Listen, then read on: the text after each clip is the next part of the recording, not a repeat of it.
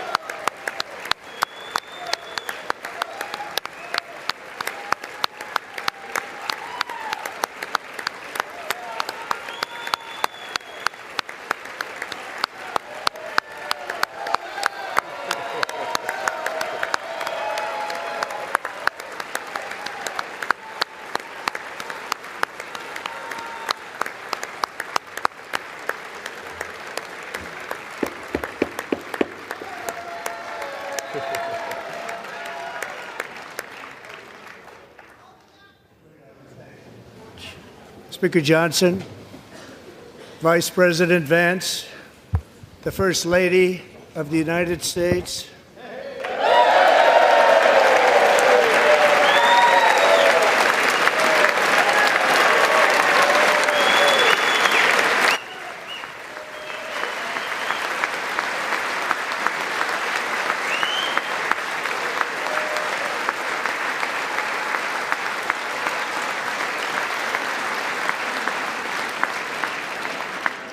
members of the United States Congress, thank you very much, and to my fellow citizens, America is back.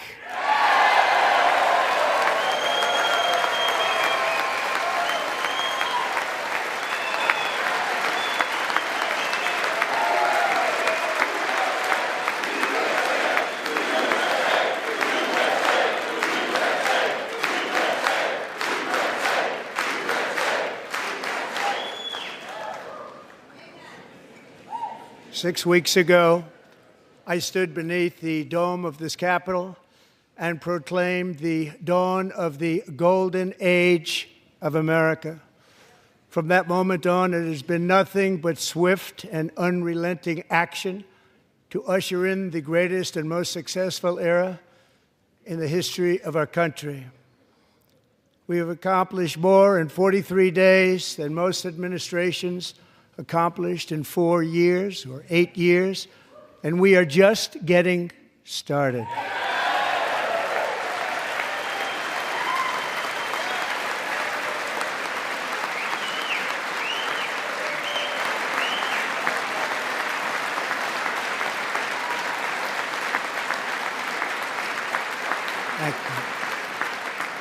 I return to this chamber tonight to report that America's momentum is back, our spirit is back, our pride is back, our confidence is back, and the American dream is surging bigger and better than ever before.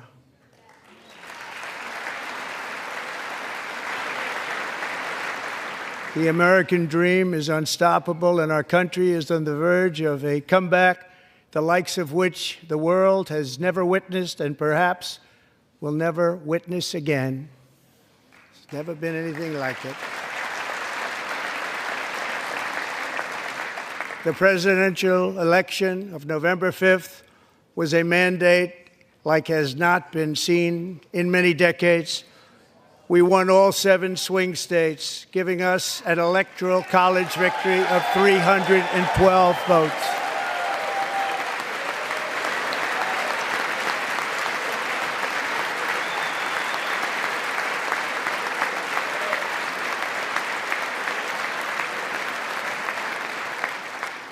We won the popular vote by big numbers and won counties in our country.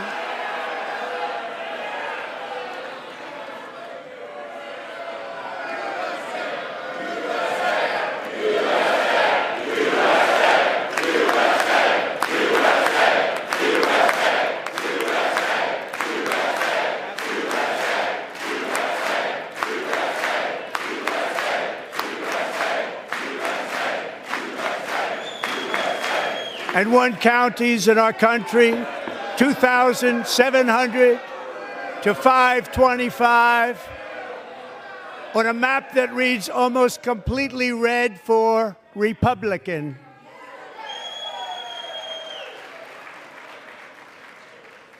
Now, for the first time in modern history, more Americans believe that our country is headed in the right direction than the wrong direction. In fact, it's an astonishing record, 27-point swing, the most ever.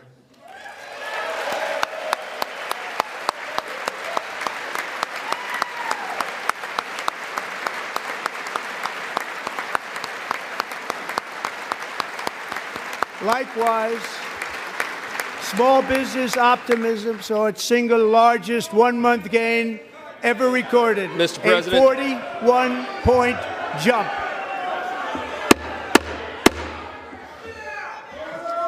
Members are directed to uphold and maintain decorum in the House and to cease any further disruptions. That's your warning.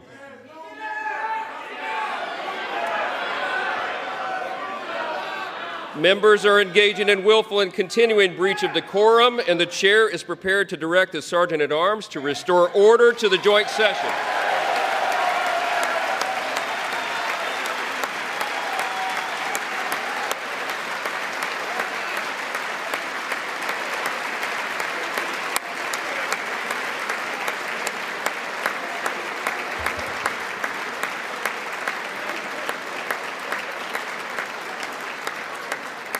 Mr. Green, take your seat.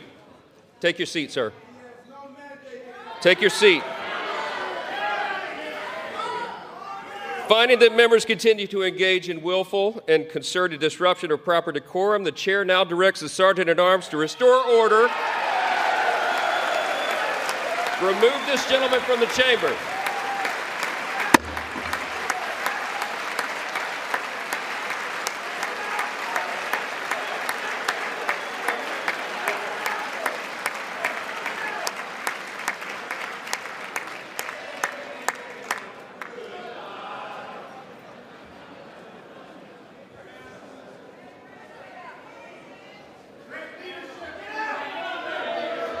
Go.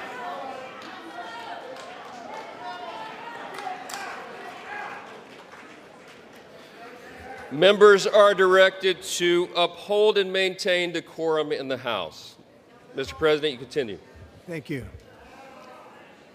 Over the past 6 weeks, I have signed nearly 100 executive orders and taken more than 400 executive actions, a record to restore common sense, safety, optimism, and wealth all across our wonderful land. The people elected me to do the job, and I'm doing it.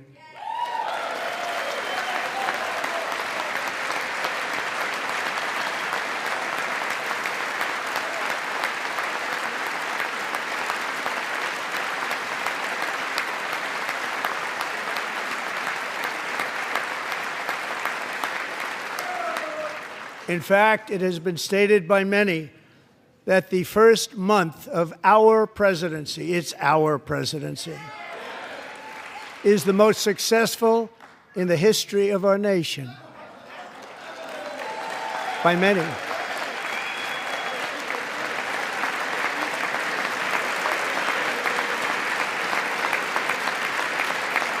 And what makes it even more impressive is that, do you know who number 2 is? George Washington. How about that? How about that? I don't know about that list, but we'll take it. Within hours of taking the oath of office, I declared a national emergency on our southern border, and I deployed the U.S. military and Border Patrol to repel the invasion of our country. And what a job they've done. As a result, illegal border crossings last month were by far the lowest ever recorded, ever.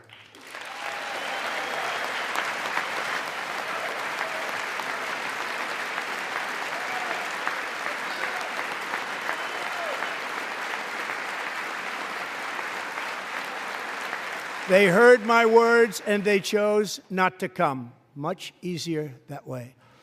In comparison, under Joe Biden, the worst president in American history, there were hundreds of thousands of illegal crossings a month, and virtually all of them, including murderers, drug dealers, gang members, and people from mental institutions and insane asylums, were released into our country. Who would want to do that? This is my 5th such speech to Congress. And once again, I look at the Democrats in front of me, and I realize there is absolutely nothing I can say to make them happy or to make them stand or smile or applaud. Nothing I can do. I could find a cure to the most devastating disease, a disease that would wipe out entire nations, or announce the answers to the greatest economy in history, or the stoppage of crime to the lowest levels ever recorded. And these people sitting right here will not clap, will not stand, and certainly will not cheer for these astronomical achievements. They won't do it, no matter what. Five times I've been up here. It's very sad, and it just shouldn't be this way.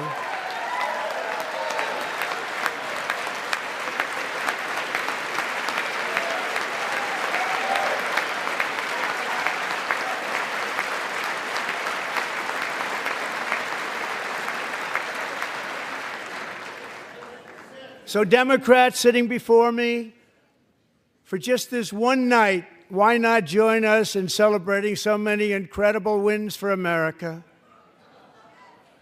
For the good of our nation, let's work together and let's truly make America great again.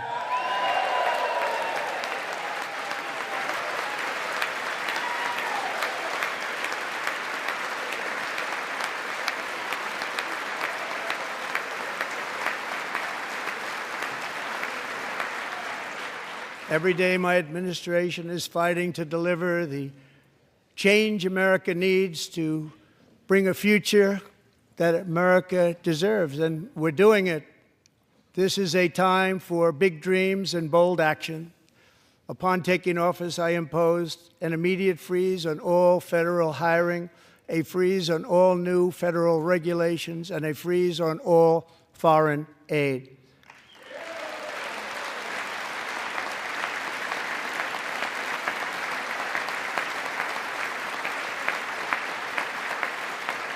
I terminated the ridiculous Green New Scam.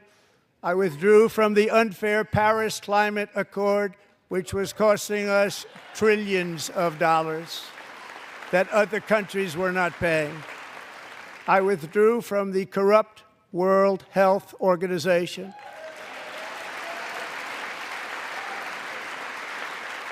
And I also withdrew from the anti-American UN Human Rights Council.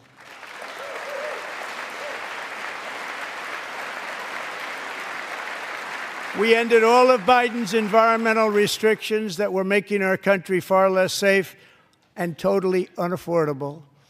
And importantly, we ended the last administration's insane electric vehicle mandate, saving our auto workers and companies from economic destruction.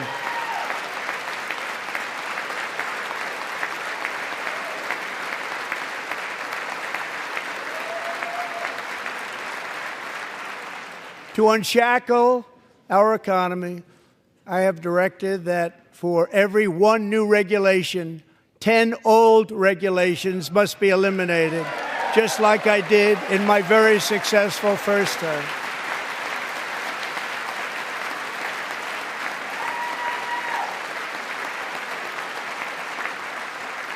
And in that first term, we set records on ending unnecessary rules and regulations like no other president had done before. We ordered all federal workers to return to the office. They will either show up for work in person or be removed from their job.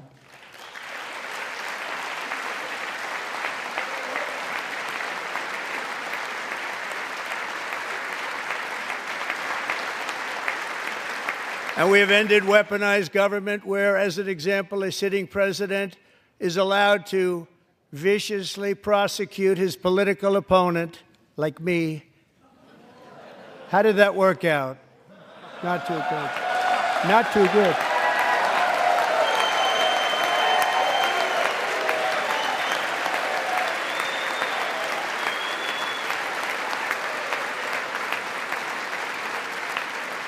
And I have stopped all government censorship and brought back free speech in America. It's back.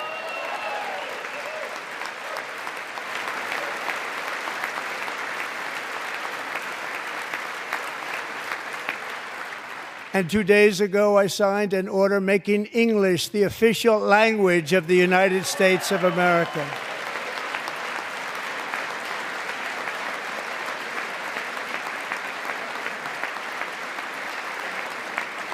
I renamed the Gulf of Mexico the Gulf of America.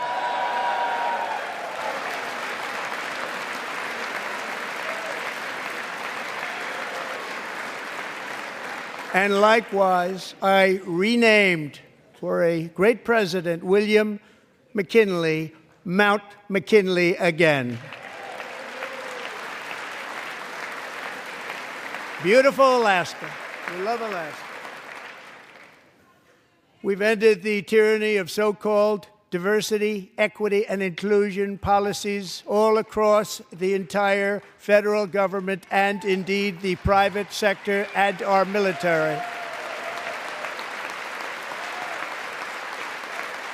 And our country will be woke no longer.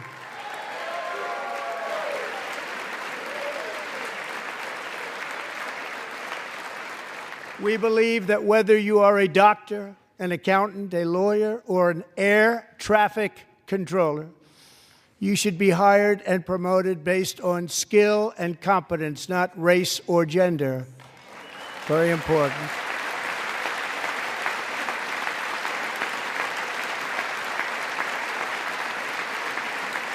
You should be hired based on merit. And the Supreme Court, in a brave and very powerful decision, has allowed us to do so. Thank you. Thank you very much. Thank you. We have removed the poison of critical race theory from our public schools, and I signed an order making it the official policy of the United States government that there are only two genders, male and female.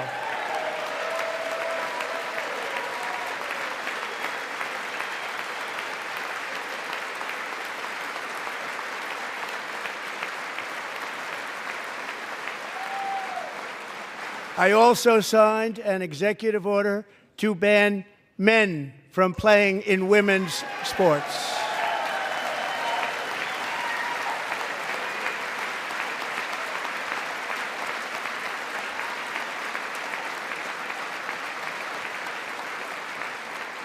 Three years ago, Peyton McNabb was an all-star high school athlete, one of the best, preparing for a future in college sports. But when her girls' volleyball match was invaded by a male, he smashed the ball so hard in Peyton's face, causing traumatic brain injury, partially paralyzing her right side, and ending her athletic career. It was a shot like she's never seen before. She's never seen anything like it. Peyton is here tonight in the gallery, and Peyton, from now on, schools will kick the men off the girls' team, or they will lose all federal funding.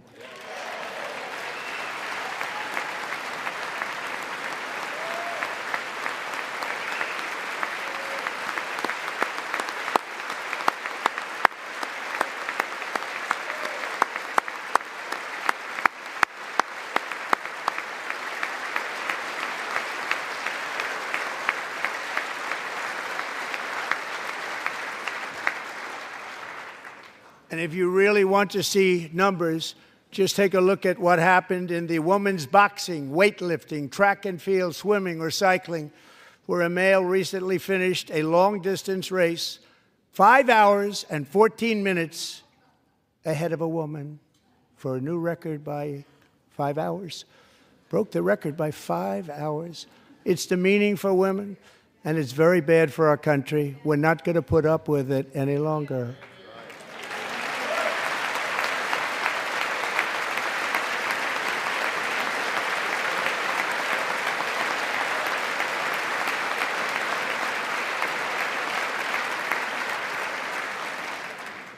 What I have just described is only a small fraction of the common sense revolution that is now, because of us, sweeping the entire world. Common sense has become a common theme, and we will never go back. Never. Never going to let that happen. Among my very highest priorities is to rescue our economy and get dramatic and immediate relief to working families. As you know, we inherited from the last administration an economic catastrophe and an inflation nightmare. Their policies drove up energy prices, pushed up grocery costs, and drove the necessities of life out of reach for millions and millions of Americans. They've never had anything like it. We suffered the worst inflation in 48 years, but perhaps even in the history of our country. They're not sure. As president, I'm fighting every day to reverse this damage and make America affordable again.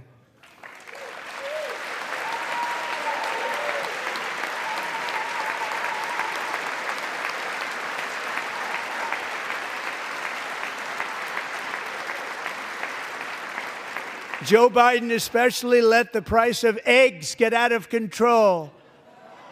The egg price is out of control, and we're working hard to get it back down. Secretary, do a good job on that. You inherited a total mess from the previous administration. Do a good job.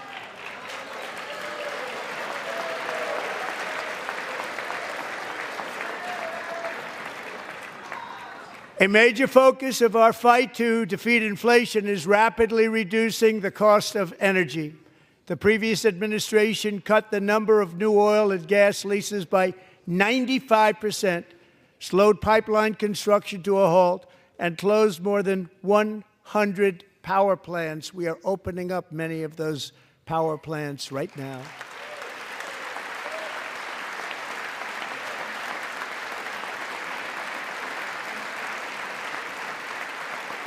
And frankly, we have never seen anything like it. That's why on my first day in office, I declared a national energy emergency. As you've heard me say many times, we have more liquid gold under our feet than any nation on earth, and by far. And now I fully authorize the most talented team ever assembled to go and get it. It's called Drill, Baby, Drill.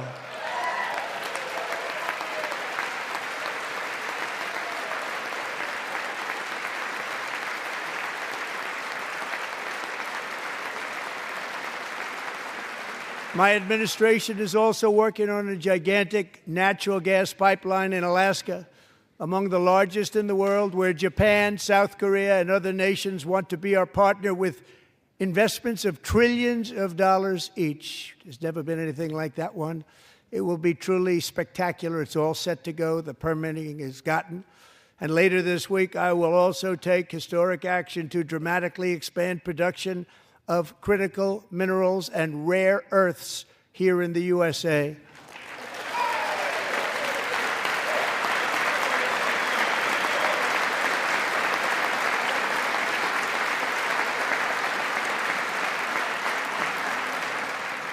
To further combat inflation, we will not only be reducing the cost of energy, but will be ending the flagrant waste of taxpayer dollars.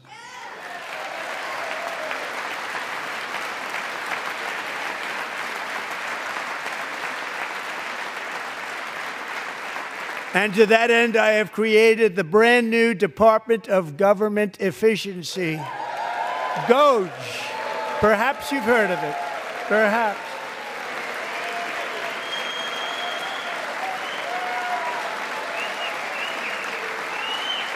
Which is headed by Elon Musk, who is in the gallery tonight.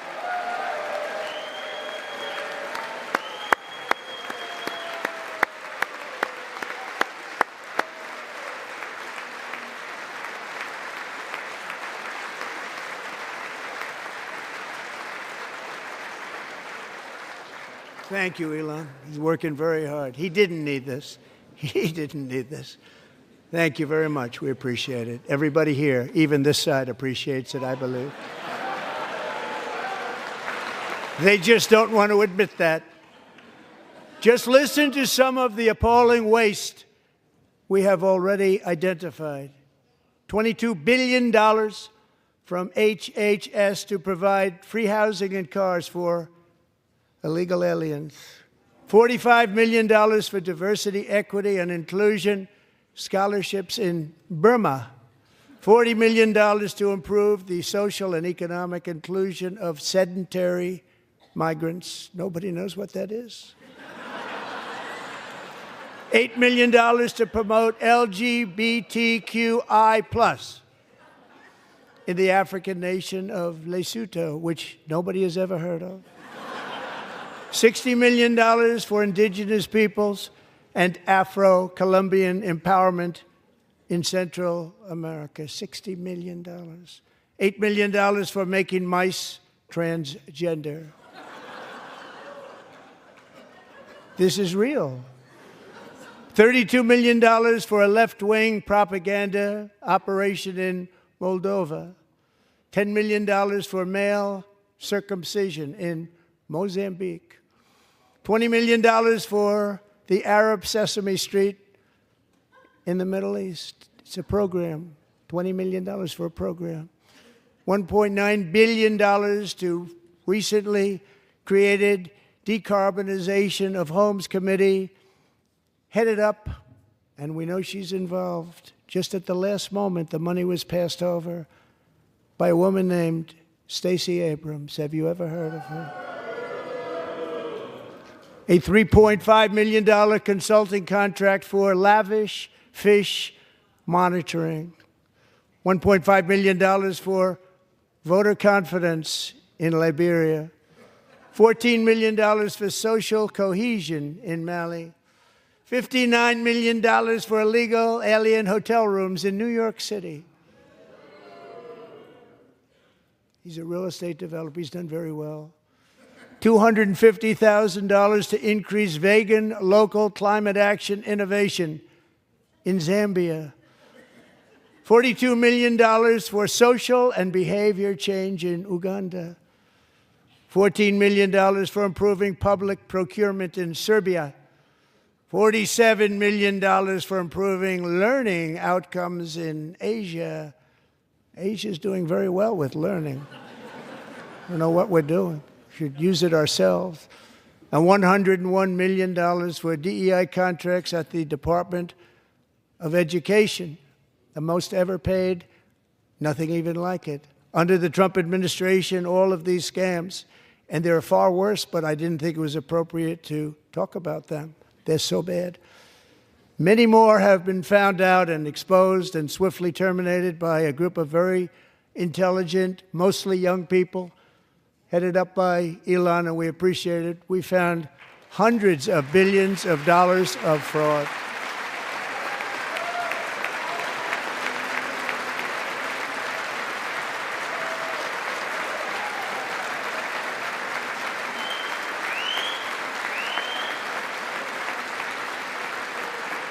And we've taken back the money and reduced our debt to fight inflation and other things.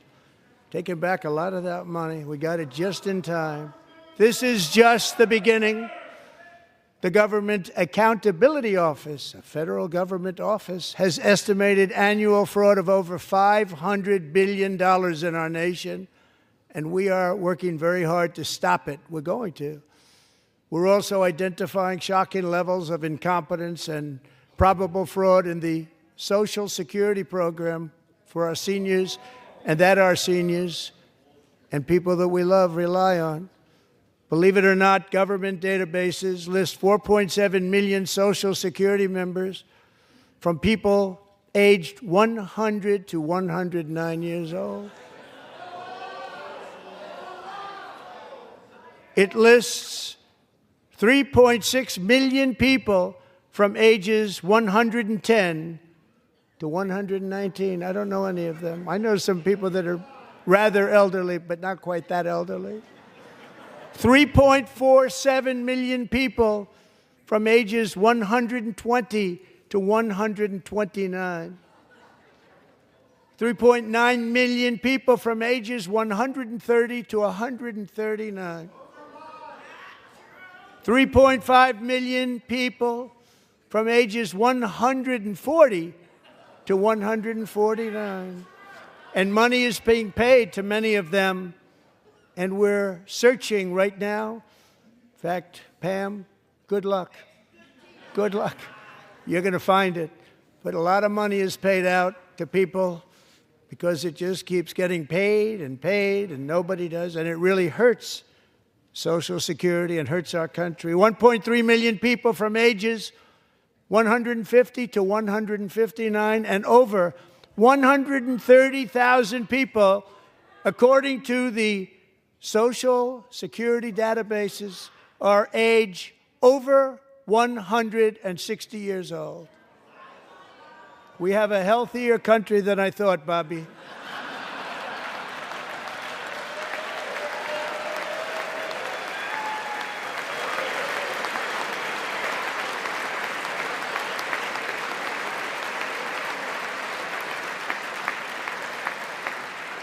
Including, to finish, 1,039 people between the ages of 220 and 229 One person between the age of 240 and 249, and one person is listed at 360 years of age.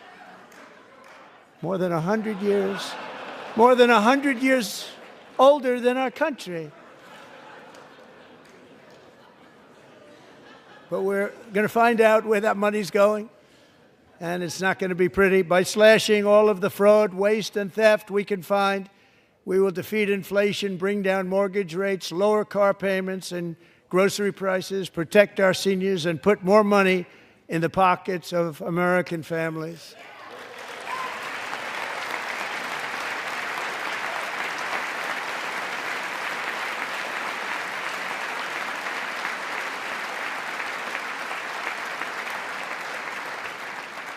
And today, interest rates took a beautiful drop, big, beautiful drop. It's about time. And in the near future, I want to do what has not been done in 24 years, balance the federal budget. We're going to balance it.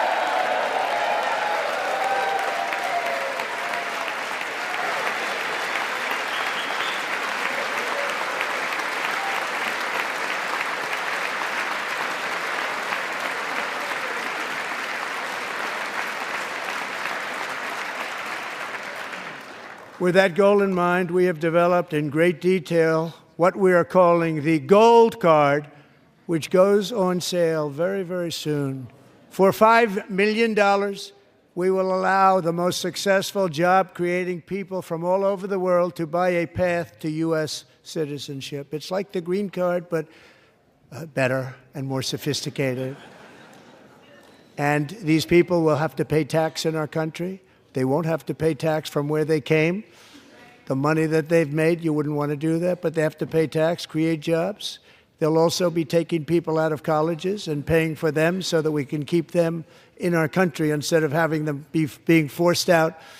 Number one, at the top school, as an example, being forced out and not being allowed to stay and create tremendous numbers of jobs and great success for a company out there. So while we take out the criminals, killers, traffickers, and child predators who are allowed to enter our country under the open border policy of these people, the Democrats, the Biden administration, the open border insane policies that you've allowed to destroy our country, we will now bring in brilliant, hardworking, job-creating people. They're going to pay a lot of money, and we're going to reduce our debt with that money.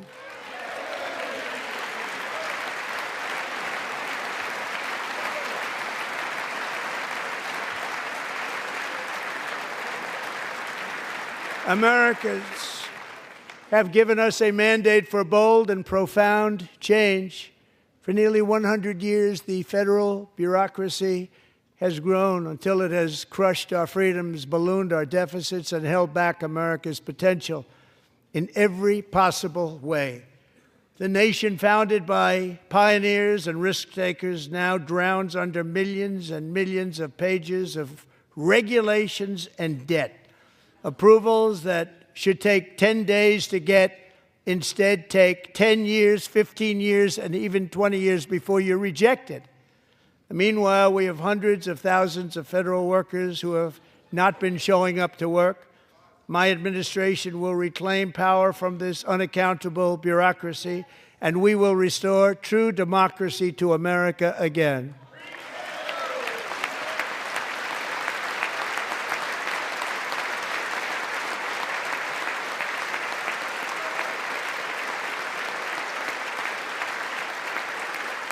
And any federal bureaucrat who resists this change will be removed from office immediately. Because we are draining the swamp. It's very simple. And the days of rule by unelected bureaucrats are over.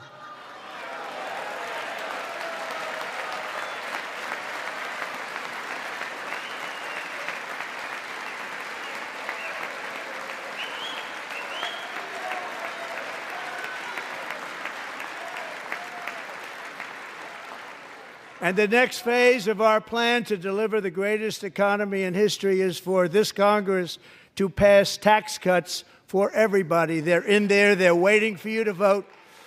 And I'm sure that the people on my right, I don't mean the Republican right, but my right here, I'm sure you're going to vote for those tax cuts, because otherwise I don't believe the people will ever vote you into office. So I'm doing you a big favor by telling you that.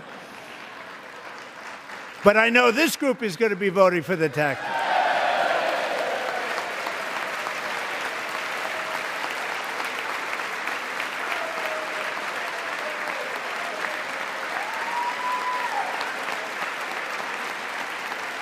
Thank you. It's a very, very big part of our plan. We had tremendous success in our first term with it, a very big part of our plan. We're seeking permanent income tax cuts all across the board. And to get urgently needed relief to Americans hit especially hard by inflation, I'm calling for no tax on tips, no tax on overtime, and no tax on Social Security benefits for our great seniors.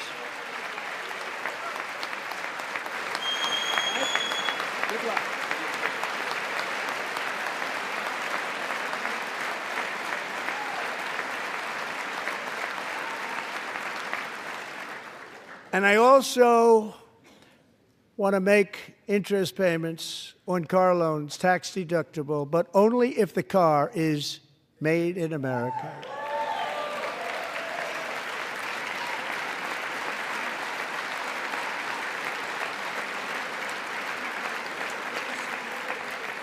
And by the way, we're going to have growth in the auto industry like nobody's ever seen. Plants are opening up all over the place. Deals are being made. Never seen. That's a combination of the election win and tariffs. It's a beautiful word, isn't it? That, along with our other policies, will allow our auto industry to absolutely boom. It's going to boom. Spoke to the majors today, all three, the top people, and they're so excited. In fact, already numerous car companies have announced that they will be building massive automobile plants in America, with Honda just announcing a new plant in Indiana, one of the largest anywhere in the world.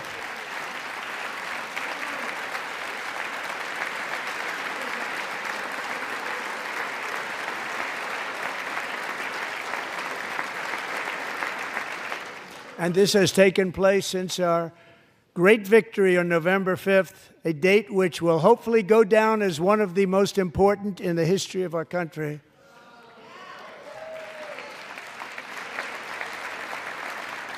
In addition, as part of our tax cuts, we want to cut taxes on domestic production and all manufacturing. And just as we did before, we will provide 100% expensing. It will be retroactive to January 20th, 2025. And it was one of the main reasons why our tax cuts were so successful in our first term, giving us the most successful economy in the history of our country. First term. We had a great first term.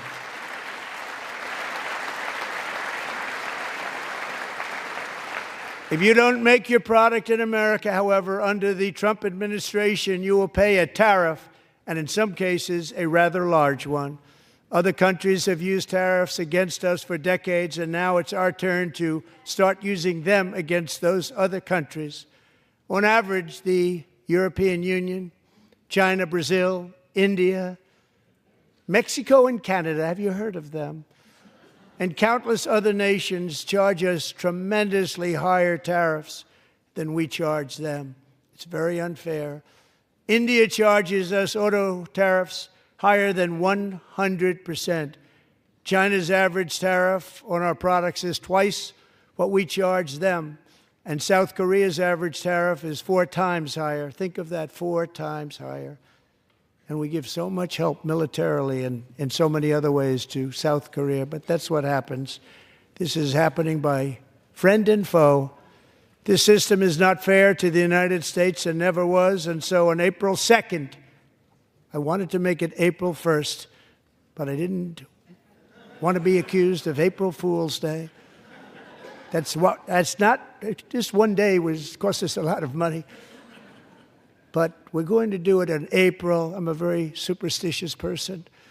April 2nd, reciprocal tariffs kick in. And whatever they tariff us, other countries, we will tariff them. That's reciprocal, back and forth. Whatever they tax us, we will tax them. If they do non-monetary tariffs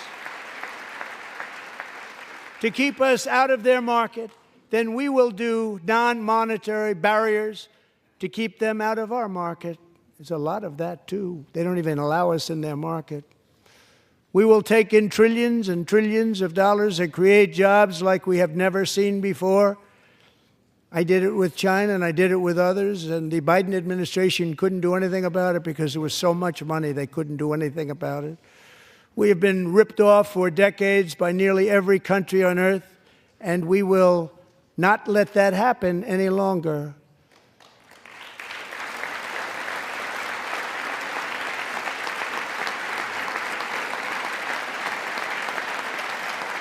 Much has been said over the last 3 months about Mexico and Canada, but we have very large deficits with both of them. But even more importantly, they've allowed fentanyl to come into our country at levels never seen before, killing hundreds of thousands of our citizens and many very young, beautiful people, destroying families. Nobody's ever seen anything like it. They are, in effect, receiving subsidies of hundreds of billions of dollars. We pay subsidies to Canada and to Mexico of hundreds of billions of dollars, and the United States will not be doing that any longer. We're not going to do it any longer.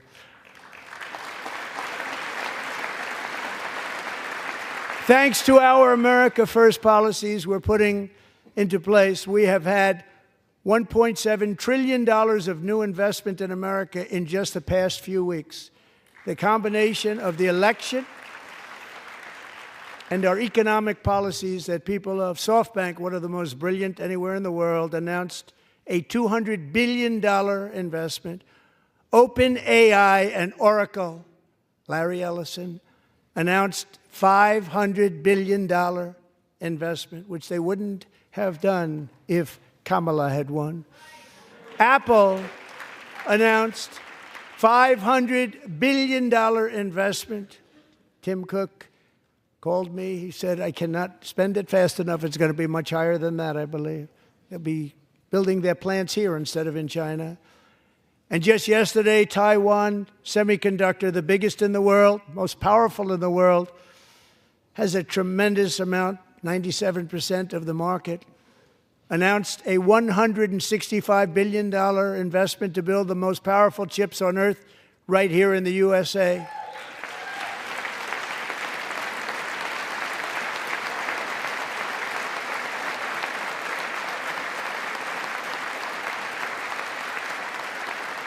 And we're not giving them any money. Your CHIPS Act is a horrible, horrible thing. We give hundreds of billions of dollars, and it doesn't mean a thing. They take our money and they don't spend it. All that meant to them, we're giving them no money. All that was important to them was they didn't want to pay the tariffs, so they came and they're building, and many other companies are coming. We don't have to give them money. We just want to protect our businesses and our people. And they will come because they won't have to pay tariffs if they build in America. So it's very amazing. You should get rid of the CHIP Act, and whatever's left over, Mr. Speaker, you should use it to reduce debt or any other reason you want to.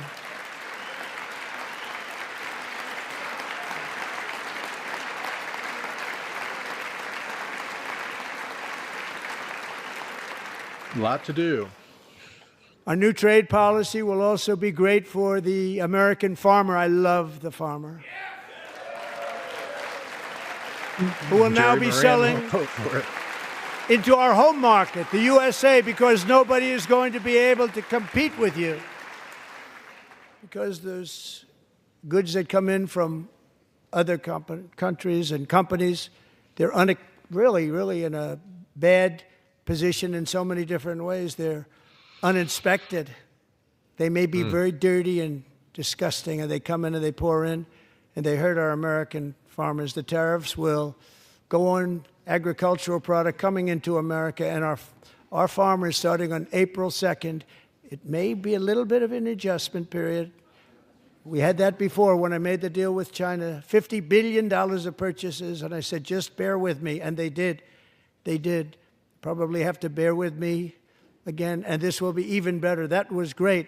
The problem with it was that Biden didn't enforce it. He didn't enforce it. $50 billion of purchases, and we were doing great, but Biden did not enforce it, and it hurt our farmers. But our farmers are going to have a field day right now. So to our farmers, have a lot of fun. I love you too. I love you too. It's all going to happen.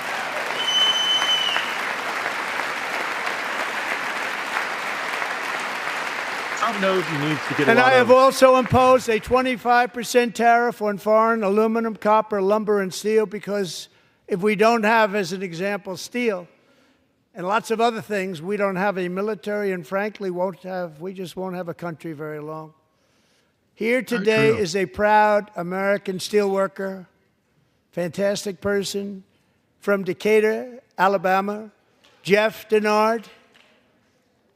Has been working at the same steel plant for 27 years in a job that has allowed him to serve as the captain of his local volunteer fire department, raise 7 children with his beautiful wife, Nicole, and over the years provide a loving home for more than 40 foster children. So great, Jeff.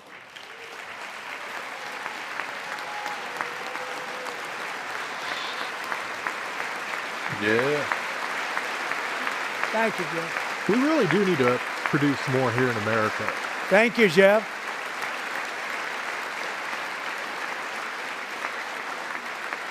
Stories like Jeff's remind us that tariffs are not just about protecting American jobs. They're about protecting the soul of our country. Tariffs are about making America rich again and making America great again, and it's happening, and it will happen rather quickly. There'll be a little disturbance, but we're okay with that. It won't be much. No, you're not. Oh. And look where Biden took us. Very low, the lowest we've ever been. Jeff, I want to thank you very much. And I also want to recognize another person who has devoted herself to foster care community. She works so hard on it. A very loving person, our magnificent First Lady of the United States.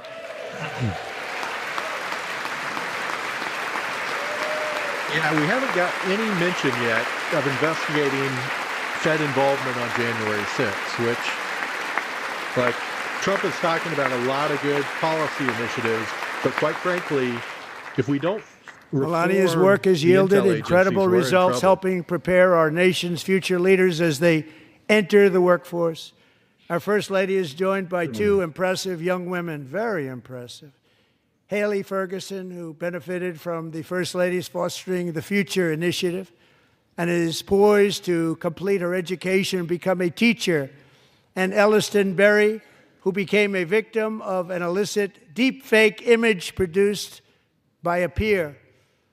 With Elliston's help, the Senate just passed the Take It Down Act, and this is so important. Thank you very much, John. John Thune, thank you. Stand up, John. Thank you, John.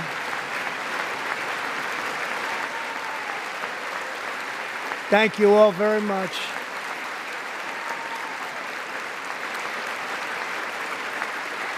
Thank you. And thank you to John Thune and the Senate. Great job. To criminalize the publication of such images online is a terrible, terrible thing. And once it passes the House, I look forward to signing that bill into law. Thank you. And I'm going to use that bill for myself, too, if you don't mind. Because nobody gets treated worse than I do online. Nobody. That's great. Thank you very much to the Senate. Man. Thank you. But if we truly care about protecting Americans' children, no step is more crucial than securing America's borders. Over the past 4 years, 21 million people poured into the United States. Many of them were murderers, human traffickers, gang members, and other criminals from the streets of dangerous cities all throughout the world. Because of Joe Biden's insane and very dangerous open border policies, they are now strongly embedded in our country, but we are getting them out and getting them out fast.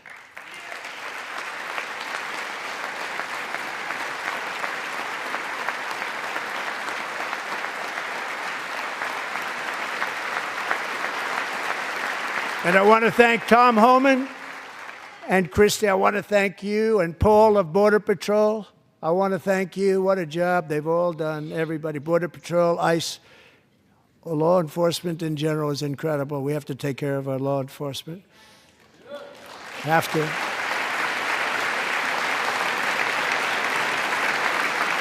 Last year,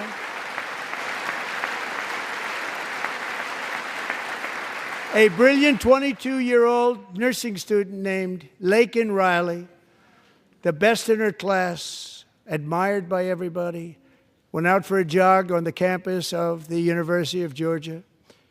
That morning, Laken was viciously attacked, assaulted, beaten, brutalized, and horrifically murdered.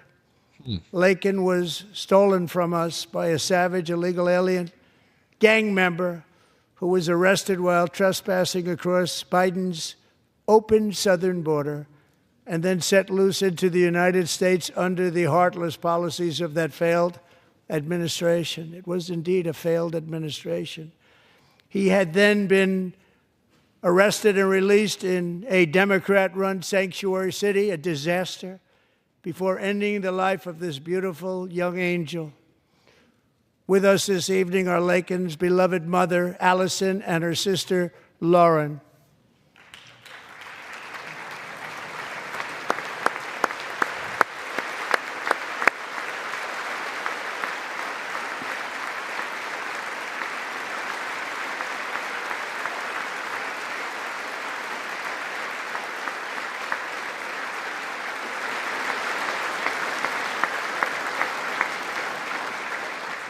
Last year, I told Laken's grieving parents that we would ensure their daughter would not have died in vain. That's why the very first bill I signed into law as your 47th president mandates the detention of all dangerous criminal aliens who threaten public safety. It's a very strong, powerful act.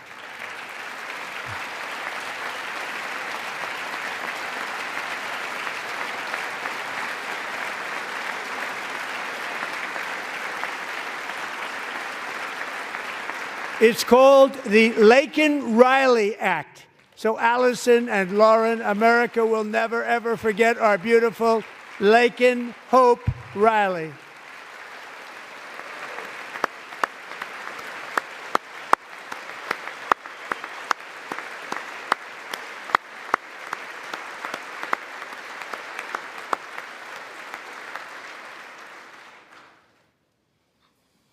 Thank you very On for much. quite a while already.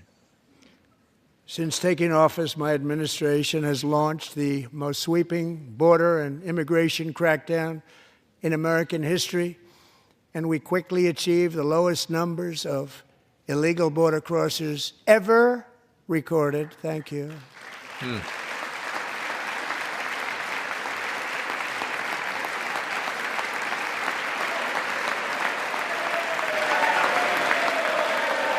Not a whole lot of Democratic enthusiasm for that, which The media and our friends in the Democrat Party kept saying we needed new legislation. We must have legislation to secure the border.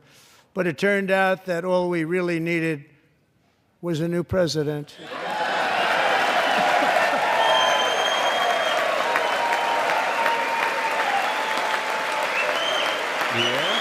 Joe Biden didn't do much. In fact, he encouraged them to come in. They paid them to come in. They gave them housing. They gave them money. Like they gave them things that I didn't really get. Thank you. Joe Biden didn't just open our borders. He flew illegal aliens over them to overwhelm our schools, Terrible. hospitals, and communities throughout the country. Entire towns like Aurora, Colorado, and Springfield, Ohio, buckled under the weight of the migrant occupation and corruption like nobody's ever seen before. Beautiful towns destroyed. Now, just as I promised in my inaugural address, we are achieving the great liberation of America. Yeah.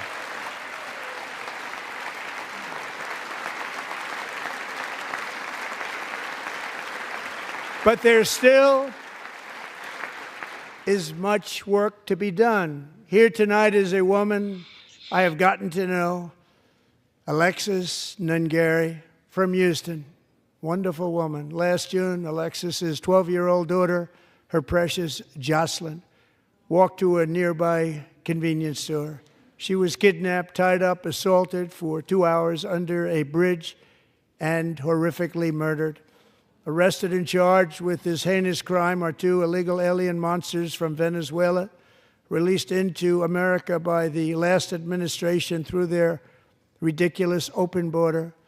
The death of this beautiful 12-year-old girl and the agony of her mother and family touched our entire nation greatly. Alexis, I promised that we would always remember your daughter, your magnificent daughter, and earlier tonight I signed an order keeping my word to you. One thing I have learned about Jocelyn is that she loved animals so much. She loved nature.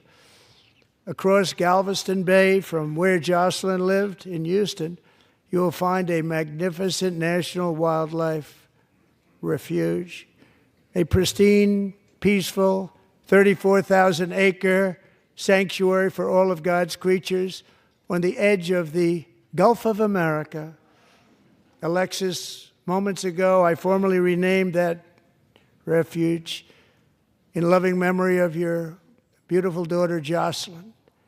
So, Mr. Really? Vice Wow. President, if you would, may I have the order? Wow.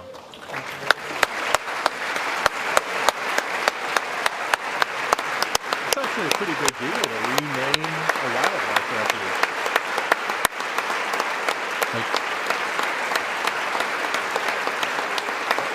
So a wildlife refuge is run by the Department of Fish and Wildlife. It's kind of like a national park, but the intention is more to preserve like birds and fish and game.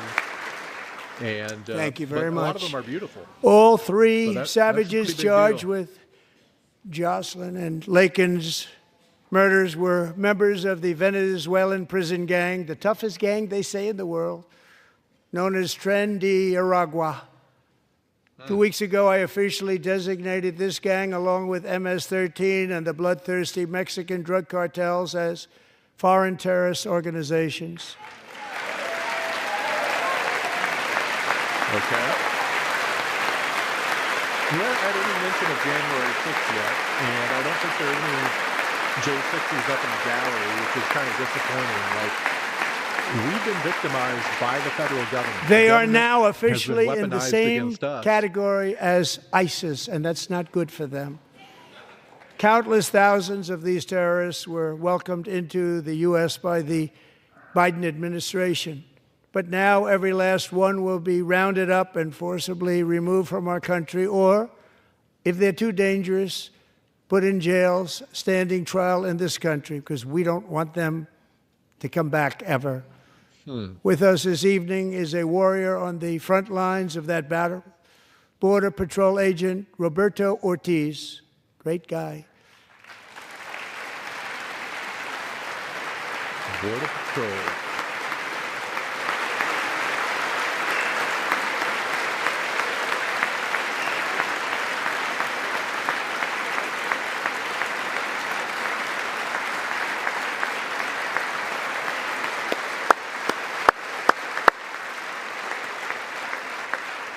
In January, Roberto and another agent were patrolling by the Rio Grande near an area known as Cartel Island. Doesn't sound too nice to me.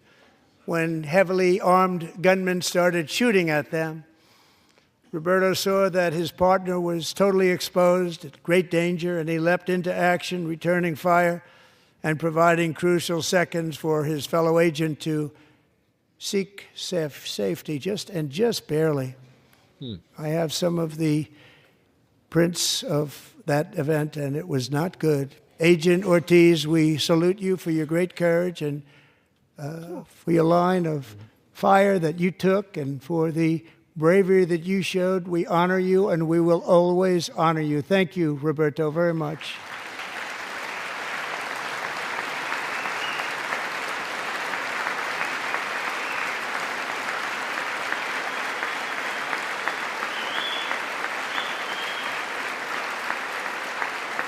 Thank you, Roberto.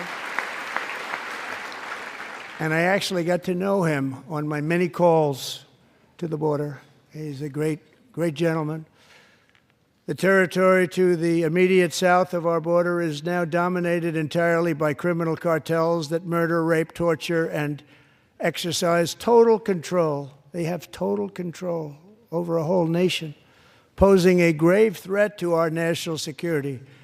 The cartels are waging war in America, and it's time for America to wage war on the cartels, which we are doing.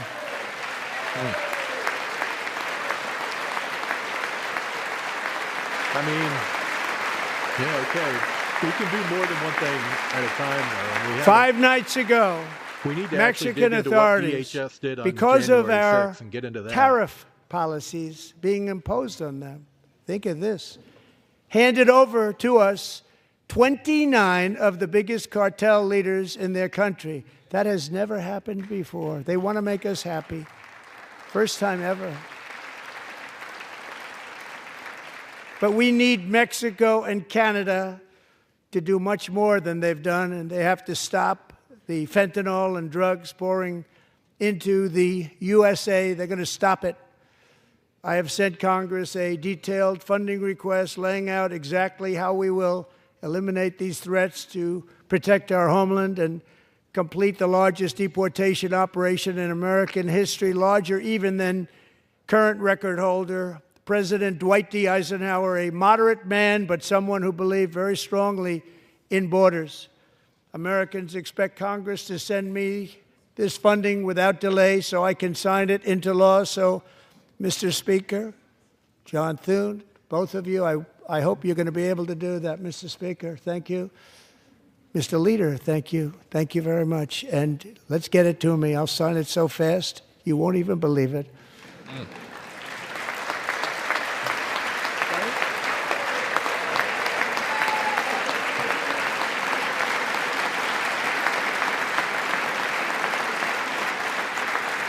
And as we reclaim our sovereignty, we must also bring back law and order to our cities and towns.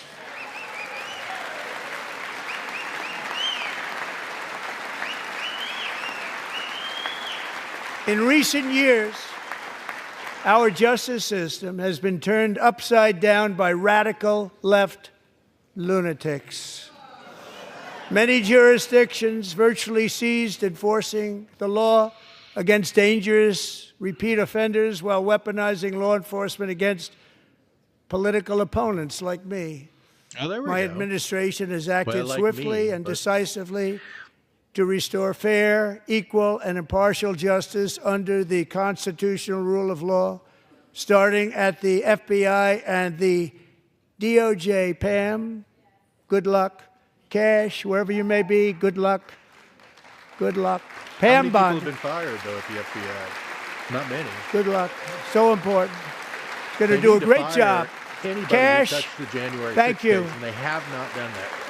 Thank you, Cash. Oh, well, they need to get Cash.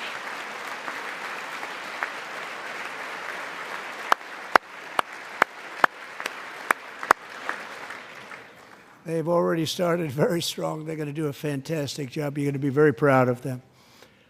We're also once again You giving deserve our it. police officers the support, protection, and respect they so dearly deserve. They have to get it. They have such a hard, dangerous job, but we're going to make it less dangerous. The problem is the bad guys don't respect the law, but they're starting to respect it, and they soon will respect it. This also includes our great fire departments throughout the country. Our firemen and women are unbelievable people, and we'll never forget them. And besides that, they voted for me in record numbers, so I have no choice.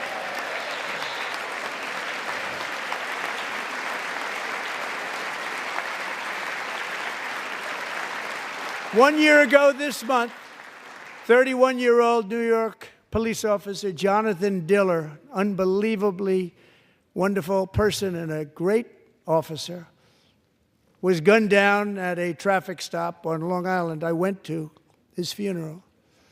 The vicious criminal charged with his murder had 21 prior arrests, and they were rough arrests, too. He was a real bad one.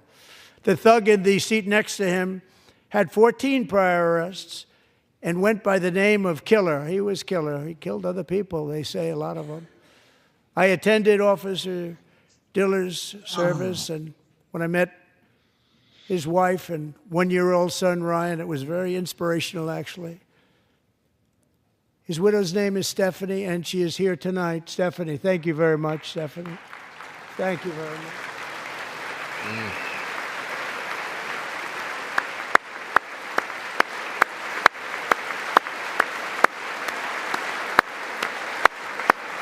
Really hard to be up there after going through that.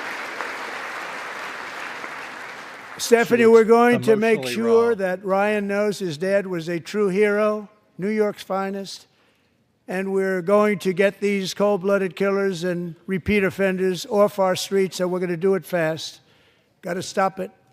They get out with 28 arrests. They push people into subway trains. They hit people over the head, back of the head with baseball bats. We got to get them out of here. I've already signed an executive order requiring a mandatory death penalty for anyone who murders a police officer. And tonight I'm asking Congress to pass that policy into permanent law. Wow.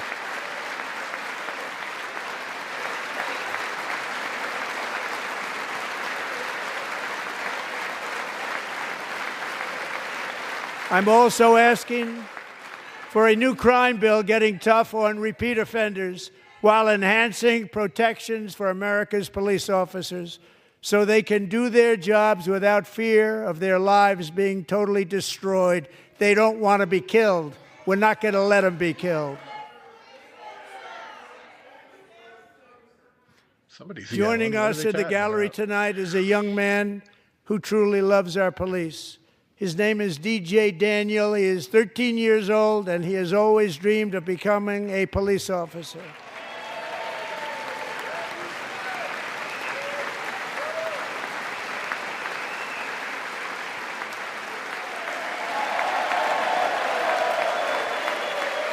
The little guy.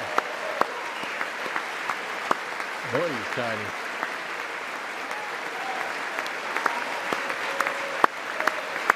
That is Dad with the flag shirt there, the Texas flag. Oh, hoisting him up again. He doesn't know what he's doing right there. But in 2018, DJ was diagnosed with brain cancer.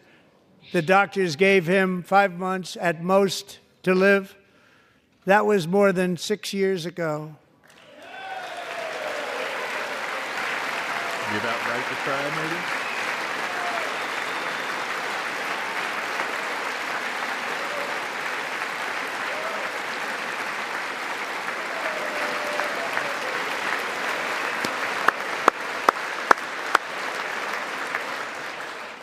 Since that time, DJ and his dad have been on a quest to make his dream come true, and DJ has been sworn in as an honorary law enforcement officer actually a number of times. The police love him. The police departments love him.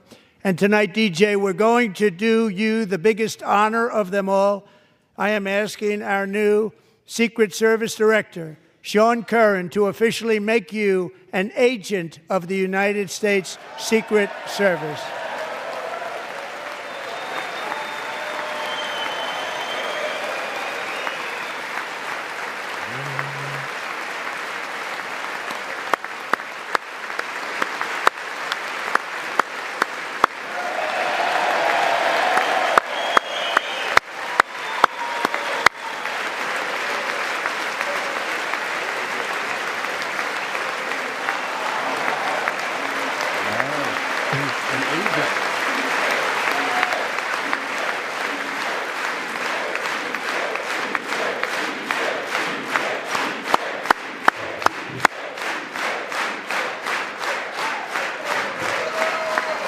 Thank you, DJ. DJ's doctors believe his cancer likely came from a chemical he was exposed to when he was younger. Since 1975, rates of child cancer have increased by more than 40%. Reversing this trend is one of the top priorities for our new Presidential Commission to Make America Healthy Again, chaired by our new Secretary of Health and Human Services, Robert F. Kennedy, Jr.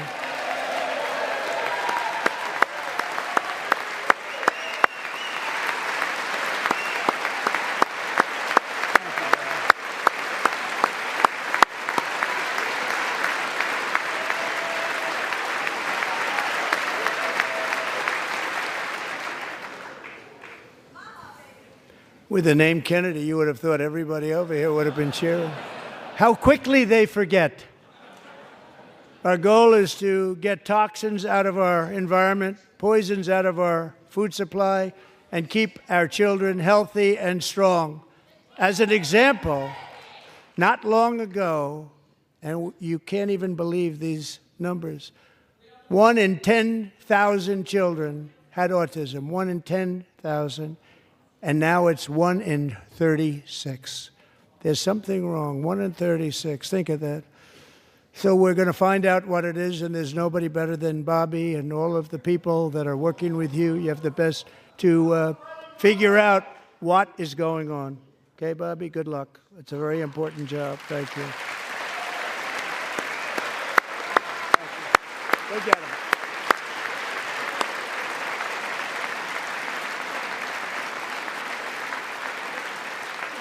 Thank you. My administration is also working to protect our children from toxic ideologies in our schools. A few years ago, January Littlejohn and her husband discovered that their daughter's school had secretly socially transitioned their 13-year-old little girl. Teachers and administrators conspired to deceive January and her husband while encouraging her daughter to use a new name and pronouns. They, them pronoun, actually, all without telling January, who is here tonight and is now a courageous advocate against this form of child abuse. January, thank you. Thank you. Thank you very much. Thank you.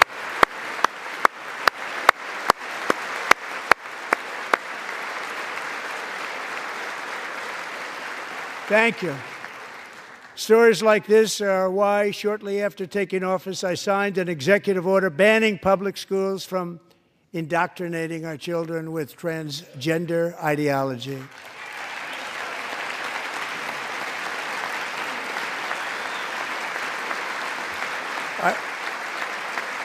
I also signed an order to cut off all taxpayer funding to any institution that engages in the sexual mutilation of our youth.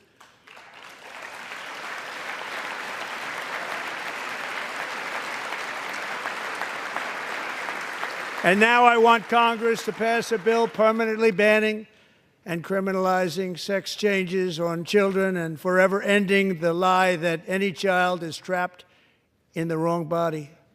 This is a big lie.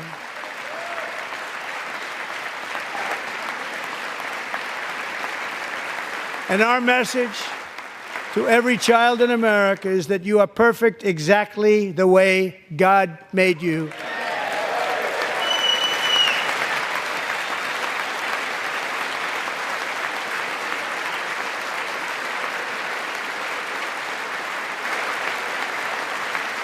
Because we're getting wokeness out of our schools and out of our military, and it's already out, and it's out of our society. We don't want it. Wokeness is trouble. Wokeness is bad. It's gone. It's gone. And we feel so much better for it, don't we? Don't we feel better? Our service members won't be activists and ideologues. They will be fighters and warriors. They will fight for our country. And Pete, congratulations. Secretary of Defense, congratulations.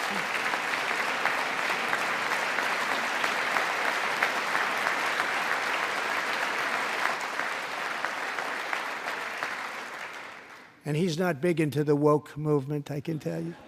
I know him well.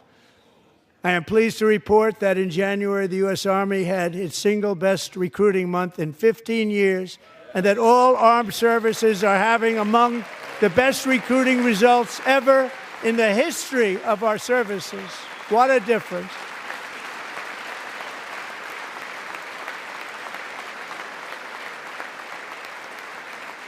And you know, it was just a few months ago where the results were exactly the opposite. We couldn't recruit anywhere. We couldn't recruit.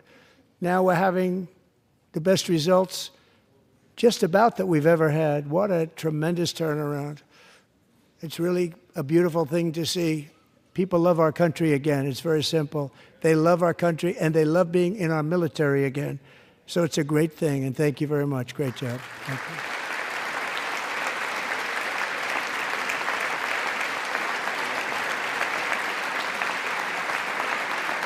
We're joined tonight by a young man, Jason Hartley, who knows the weight of that call of duty. Jason's father, grandfather, and great-grandfather all wore the uniform. Jason tragically lost his dad, who was also a Los Angeles County Sheriff's deputy when he was just a boy, and now he wants to carry on the family legacy of service. Jason is a senior in high school, a six-letter varsity athlete, a really good athlete, they say, a brilliant student with a 4.46, that's good, GPA. And his greatest dream is to attend the U.S. Military Academy at West Point.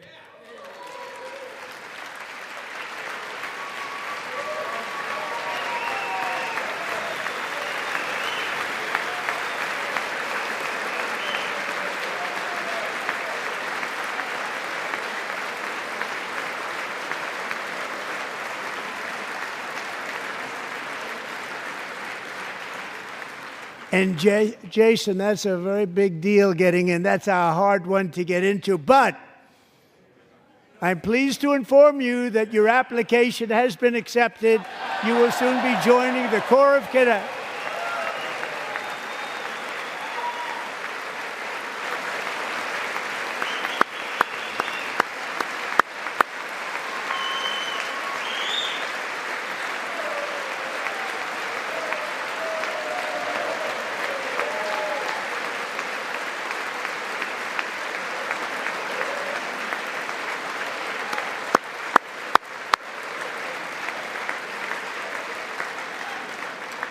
Thank you.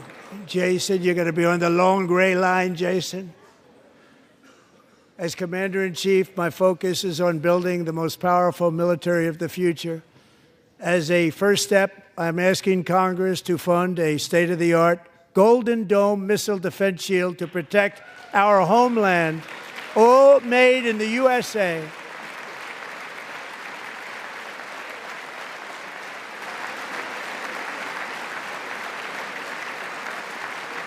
And Ronald Reagan wanted to do it long ago, but the technology just wasn't there, not even close. But now we have the technology. It's incredible, actually. And other places, they have it. Israel has it. Other places have it. And the United States should have it too, right, Tim, right? They should have it too. So I want to thank you. But it's a very, very important. This is a very dangerous world. We should have it. We want to be protected, and we're going to protect our citizens like never before. To boost our defense industrial base, we are also going to resurrect the American shipbuilding industry, including commercial shipbuilding and military shipbuilding.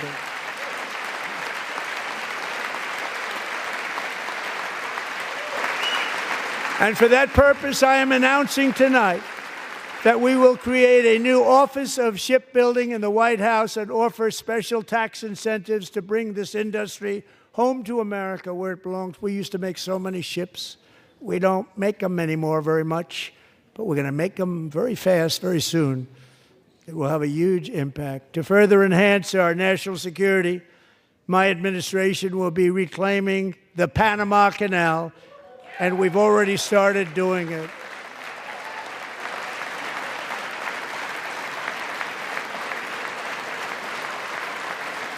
Just today, a large American company announced they are buying both ports around the Panama Canal and lots of other things having to do with the Panama Canal and a couple of other canals. The Panama Canal was built by Americans for Americans, not for others, but others could use it. But it was built at tremendous cost of American blood and treasure. 38,000 workers died building the Panama Canal. They died of malaria. They died of snake bites and mosquitoes. Not a nice place to work. They paid them very highly to go there, knowing there was a 25% chance that they would die. The most expensive project also that was ever built in our country's history, if you bring it up to modern day costs. It was given away by the Carter administration for $1, but that agreement has been violated very severely. We didn't give it to China. We gave it to Panama, and we're taking it back.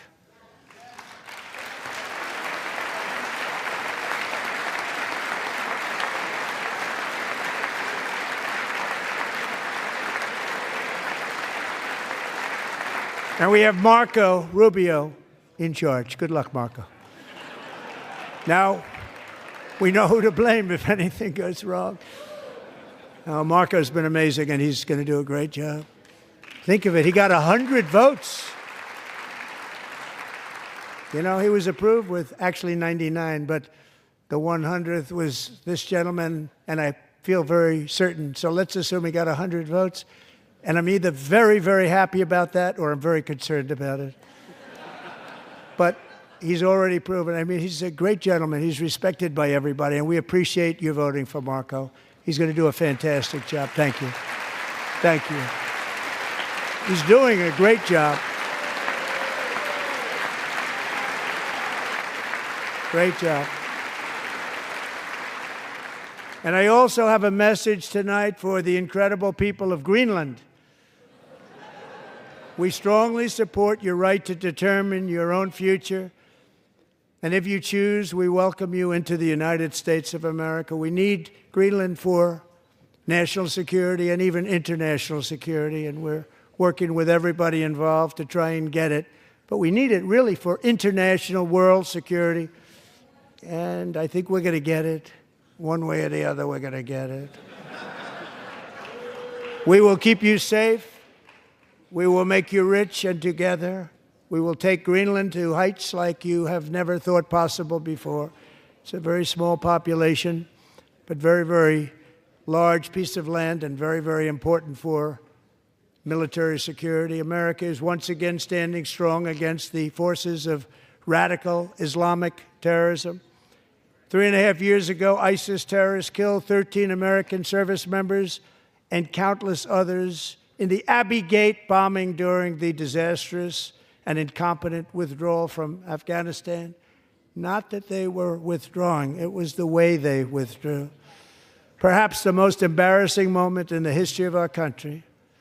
Tonight, I am pleased to announce that we have just apprehended the top terrorist responsible for that atrocity, and he is right now on his way here to face the swift sword of American justice.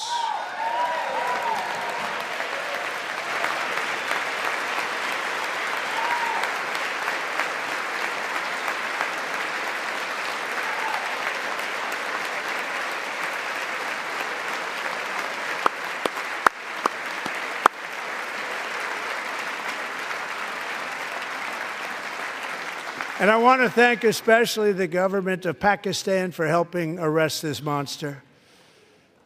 This was a very momentous day for those 13 families who I actually got to know very well, most of them, whose children were murdered, and the many people that were so badly, over 42 people, so badly injured on that fateful day in Afghanistan. What a horrible day. Such incompetence was shown. That when Putin saw what happened, I guess he said, wow, maybe this is my chance. That's how bad it was. Should have never happened. Grossly incompetent people. I spoke to many of the parents and loved ones, and they're all in our hearts tonight. Just spoke to them on the phone. We had a big call. Every one of them called, and everybody was on the line, and they did nothing but cry with happiness. They were very happy, as happy as you can be under those circumstances. Their child, brother, sister, son, daughter was killed for no reason whatsoever. In the Middle East, we're bringing back our hostages from Gaza.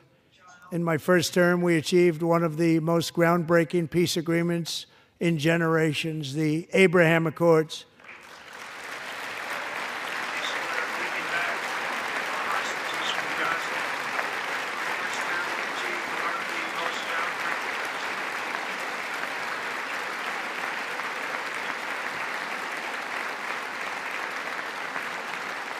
And now we're going to build on that foundation to create a more peaceful and prosperous future for the entire region. A lot of things are happening in the Middle East. People have been talking about that so much lately with everything going on with Ukraine and Russia. But a lot of things are happening in the Middle East. It's a rough neighborhood, actually. I'm also working tirelessly to end the savage conflict in Ukraine. Millions of Ukrainians and Russians have been needlessly killed or wounded in this horrific and brutal conflict with no end in sight. The United States has sent hundreds of billions of dollars to support Ukraine's defense with no security, with no anything.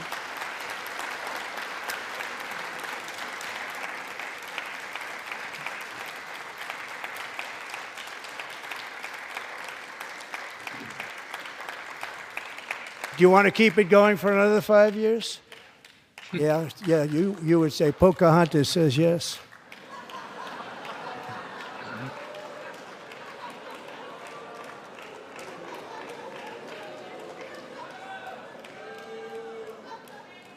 "2,000 people are being killed every single week. More than that. They're Russian young people. They're Ukrainian young people. They're not Americans. But I want it to stop. Meanwhile, Europe has sadly spent more money buying Russian oil and gas than they have spent on defending Ukraine, by far. Think of that. They've spent more buying Russian oil and gas than they have defending. And we've spent perhaps $350 billion, like taking candy from a baby. That's what happened. And they've spent $100 billion. What a difference that is. And we have an ocean separating us, and they don't. But we're getting along very well with them, and lots of good things are happening. Biden has authorized more money in this fight than Europe has spent, by billions and billions of dollars. It's hard to believe that they wouldn't have stopped it and said at some point, come on, let's equalize. You got to be equal to us. But that didn't happen. Earlier today, I received an important letter from President Zelensky of Ukraine. The letter reads, "Ukraine is ready to come to the negotiating table as soon as possible to bring lasting peace closer. Nobody wants peace more than the Ukrainians," he said. "My team and I stand ready to work under President Trump's strong leadership to get a peace that lasts. We do really value how much America has done to help Ukraine maintain its sovereignty and independence. Regarding the agreement on minerals and security, Ukraine is ready to sign it at any time that is convenient for you." I appreciate that he sent this letter, just got it a little while ago. Simultaneously, we've had serious discussions with Russia and have received strong signals that they are ready for peace. Wouldn't that be beautiful? Wouldn't that be beautiful?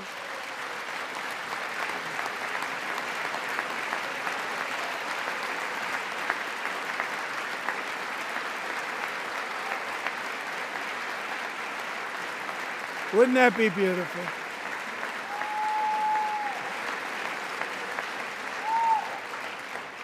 It's time to stop this madness. It's time to halt the killing. It's time to end this senseless war. If you want to end wars, you have to talk to both sides.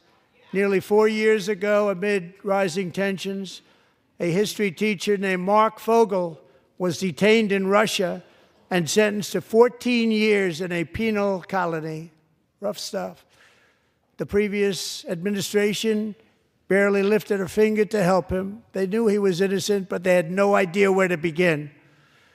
But last summer, I promised his 95-year-old mother, Malphine, that we would bring her boy safely back home. After 22 days in office, I did just that, and they are here tonight.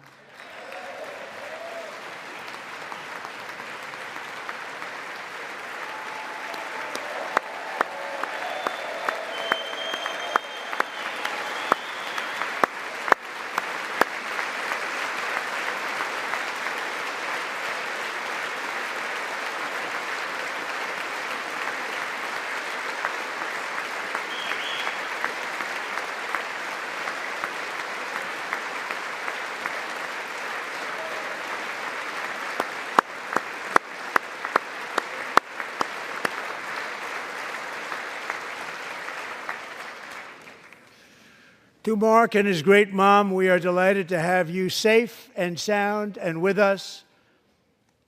As fate would have it, Mark Fogel was born in a small rural town in Butler, Pennsylvania. Have you heard of it? Where his mother has lived for the past 78 years. I just happened to go there last July 13th for a rally. That was not pleasant. And that is where I met his beautiful mom right before I walked onto that stage. And I told her I would not forget what she said about her son. And I never did I? Never forgot. Less than 10 minutes later, at that same rally, gunfire rang out, and a sick and deranged assassin unloaded 8 bullets from his sniper's perch into a crowd of many thousands of people. My life was saved by a fraction of an inch, but some were not so lucky. Corey Comparator was a firefighter, a veteran, a Christian, a husband, a devoted father, and above all, a protector. When the sound of gunshots pierced the air, it was a horrible sound. Corey knew instantly what it was and what to do.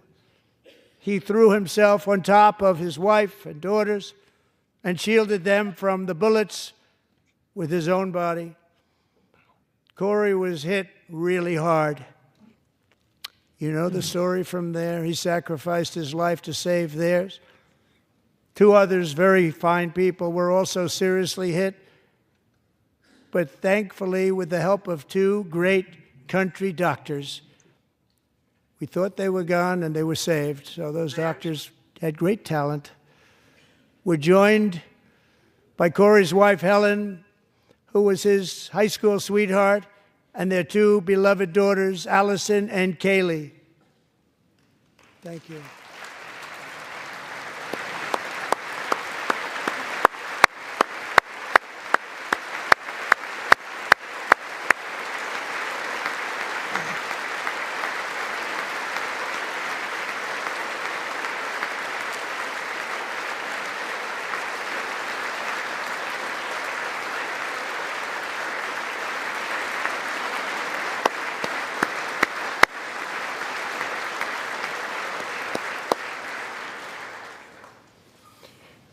To Helen, Allison, and Kaylee, Corey is looking down on his 3 beautiful ladies right now, and he is cheering you on. He loves you. He is cheering you on. Corey was taken from us much too soon, but his destiny was to leave us all with a shining example of the selfless devotion of a true American patriot. It was love like Corey's that built our country, and it's love like Corey's that is going to make our country more majestic than ever before. I believe that my life was saved that day in Butler for a very good reason. I was saved by God to make America great again. I believe that. Thank you. Thank you.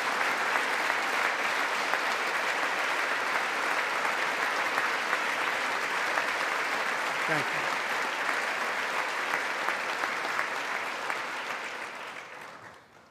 Thank you very much. From the patriots of Lexington and Concord to the heroes of Gettysburg and Normandy, from the warriors who crossed the Delaware to the trailblazers who climbed the Rockies, and from the legends who soared at Kitty Hawk to the astronauts who touched the moon, Americans have always been the people who defied all odds, transcended all dangers, made the most extraordinary sacrifices, and did whatever it took to defend our children, our country, and our freedom. And as we have seen in this chamber tonight, that same strength, faith, love, and spirit is still alive and thriving in the hearts of the American people. Despite the best efforts of those who would try to censor us, silence us, break us, destroy us, Americans are today a proud, free, sovereign, and independent nation that will always be free, and we will fight for it till death. We will never let anything happen to our beloved country, because we are a country of doers, dreamers, fighters, and survivors. Our ancestors crossed a vast ocean, strode into the unknown wilderness, and carved their fortunes from the rock and soil of a perilous and very dangerous frontier. They chased our destiny across a boundless continent. They built the railroads, laid the highways, and graced the world with American marvels like the Empire State Building, the mighty Hoover Dam, and the towering Golden Gate Bridge. They lit the world with electricity, broke free of the force of gravity, fired up the engines of American industry, vanquished the communists, fascists, and Marxists all over the world, and gave us countless modern wonders sculptured out of iron, glass, and steel. We stand on the shoulders of these pioneers who won and built the modern age, these workers who poured their sweat into the skylines of our cities, these warriors who shed their blood on fields of battle and gave everything they had for our rights and for our freedom. Now it is our time to take up the righteous cause of American liberty, and it is our turn to take America's destiny into our own hands and begin the most thrilling days in the history of our country. This will be our greatest era. With God's help, over the next 4 years, we are going to lead this nation even higher, and we are going to forge the freest, most advanced, most dynamic, and most dominant civilization ever to exist on the face of this earth. We are going to create the highest quality of life, build the safest and wealthiest and healthiest and most vital communities anywhere in the world. We are going to conquer the vast frontiers of science, and we are going to lead humanity into space and plant the American flag on the planet Mars and even far beyond.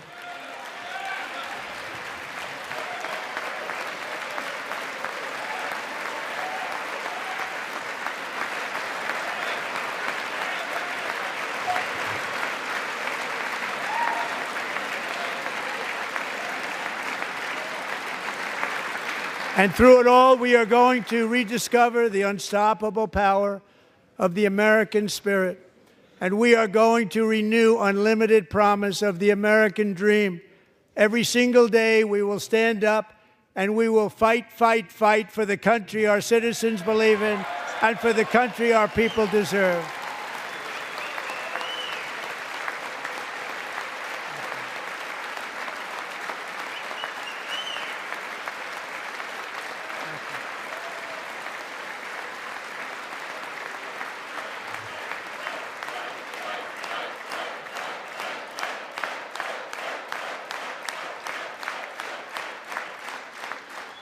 My fellow Americans, get ready for an incredible future, because the golden age of America has only just begun.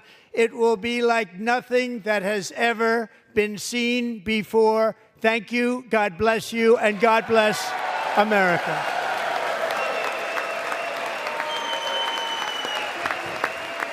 All right. There we have it.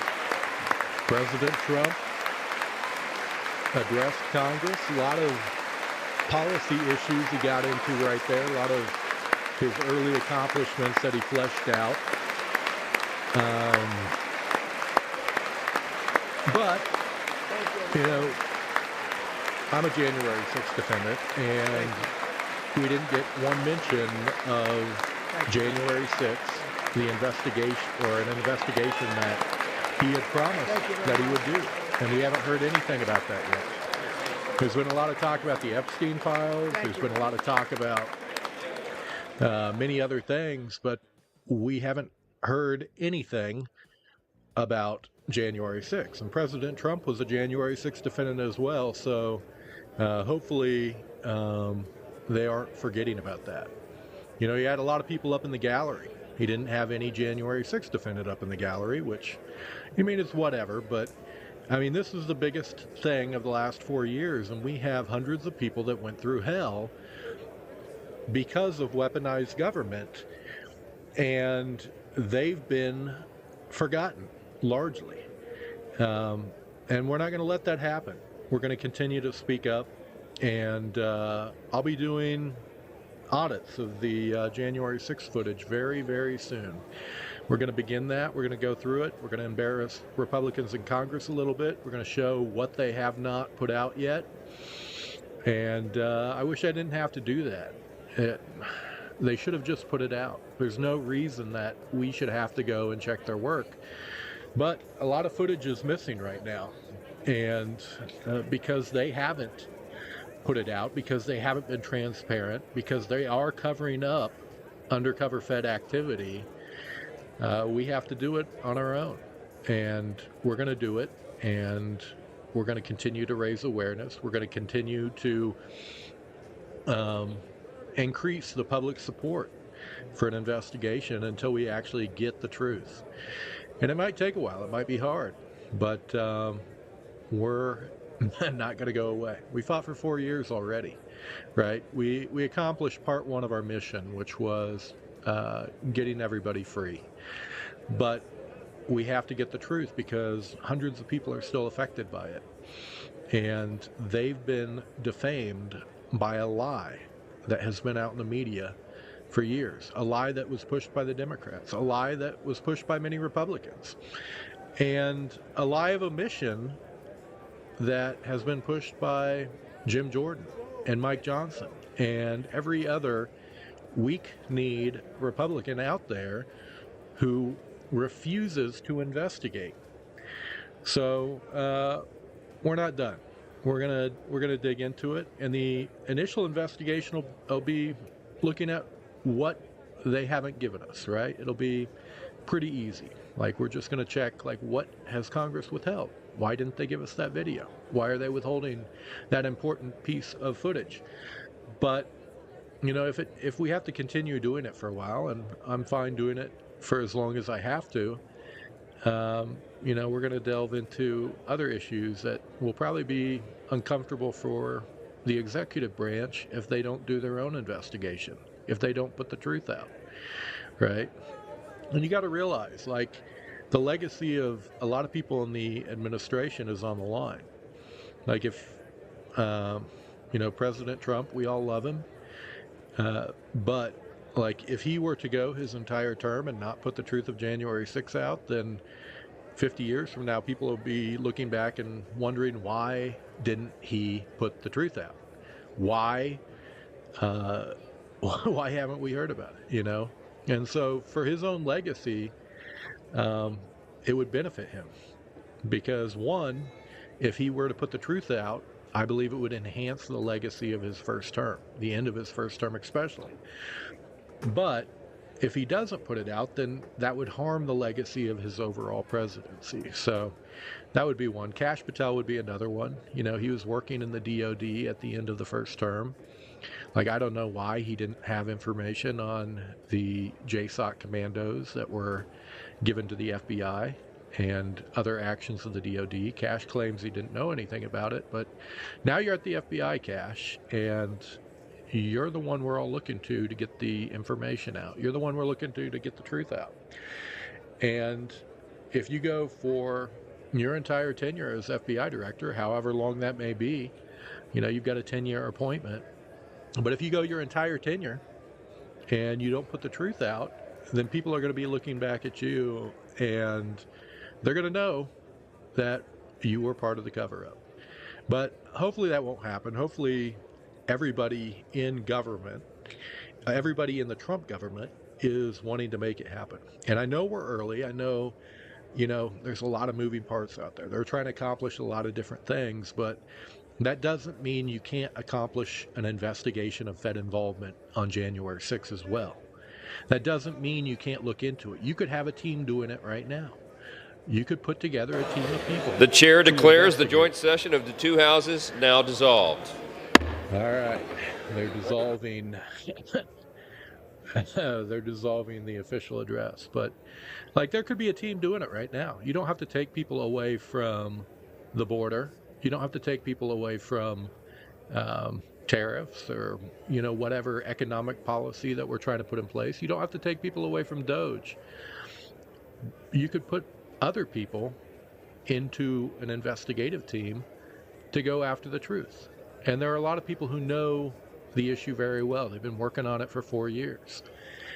And they're ready to get after it. But the one thing that we haven't had for 4 years was access to the actual government files, like who was working there that day, who was actually on the ground. We've identified a few, but we need to know the total amount. So I'm hopeful. I'm hopeful we'll get an investigation. The House will be in order. No, what do we got going on here?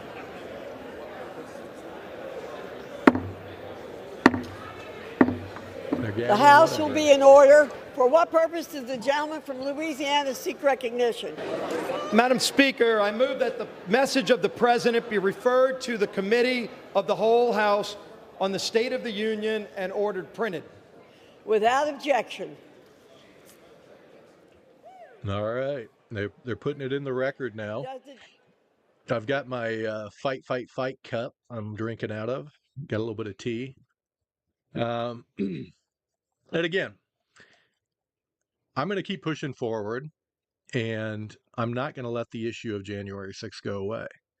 Not because I don't want to move on. I really want to move on.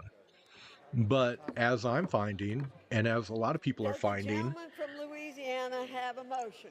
The issue of January 6th is going to continue to follow us until we get the truth. And so we have to get the truth. We have no other option. I would much rather move on right now and pursue other objectives in life. But we have a few loose ends we need to tie up. And hopefully it won't take that long, but we need the truth. So I'm going to begin auditing, and we'll put the inconvenient truth out there until we get enough pressure on Congress to actually do something. And right now, Republicans control the entire Capitol Police Board. Mike Johnson, Republican, Speaker of the House, he gets to appoint one member of that Capitol Police Board. And then we've got the Senate now. They get to appoint one member. And we've got President Trump, and he can appoint the architect of the Capitol, who will also be on the board. So they've got a majority of the board, and they could put all the video out right now if they wanted to. And the only thing keeping them from doing that is political will. But anyway, I appreciate you all joining me tonight, and I'll be live streaming much more in the near future. So please tune in, and we're going to get to the truth. So, hey, be sure to click on my channels if you would, and follow me. I'm trying to get the word out on other platforms as well. I'll be on Twitter, but also Kick, Twitch, Rumble, and YouTube. So if you could go and click on Free State Will on any of those platforms that you may be on and follow me, that would help me out, because my goal is to get the message of January 6th out to a bigger audience. So, hey, again, appreciate you joining me tonight, and